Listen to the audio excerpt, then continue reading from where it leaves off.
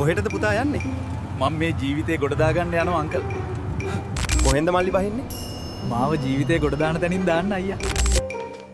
කොහෙද දුව අද මේ යන්න ලැස්තිය? මං ජීවිතේ ගොඩ දාගන්න යනවා තාත්තේ.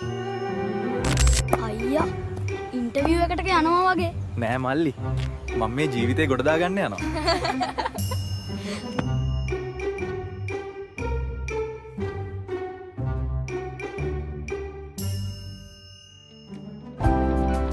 ඔයත් ඔයාගේ කොරියන් සිහිනය සැබෑ කරගෙන ජීවිතය ගොඩ දාගන්න කතා කරන්න අපිට.